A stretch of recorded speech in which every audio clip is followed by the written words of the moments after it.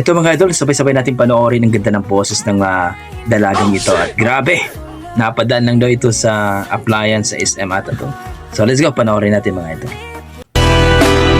Bakit wala ka pa? Kasama ka'y parang nag-iisa. Pangakong nagmamahal, aalis ka rin pala. Sabihin mo na kung babalik ka ba, para di na maghintay. Sabihin mo na kung ayaw ka na, para lang malaman ko.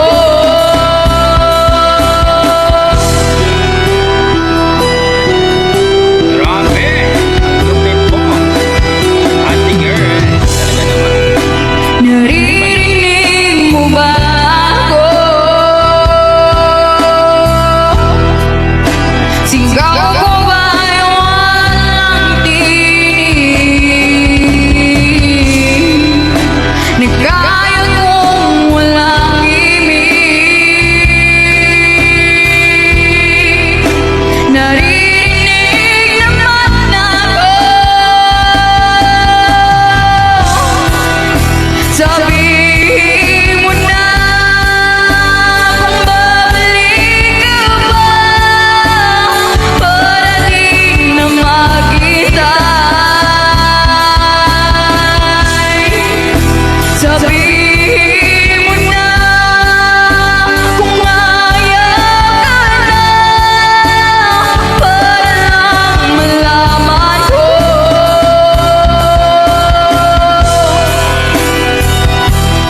Grabe boses pa.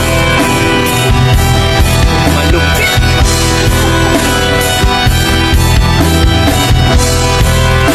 Parang wala lang sa kanya, no? Galing. Ibang klase to. Panalo. Iiyak na lang, iiyak na lang.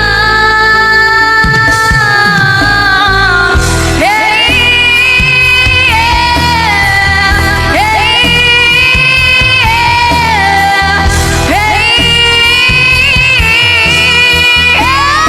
Grabe, sarap pakinggan mga idol. bakit wala ka pa? Naririnig naman ako.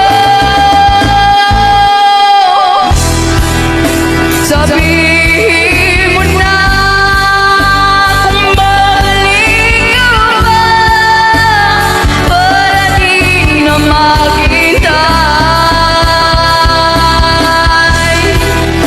Sabihin mo na kung ayaw ka na, para lang malaman ko. Grabe boses.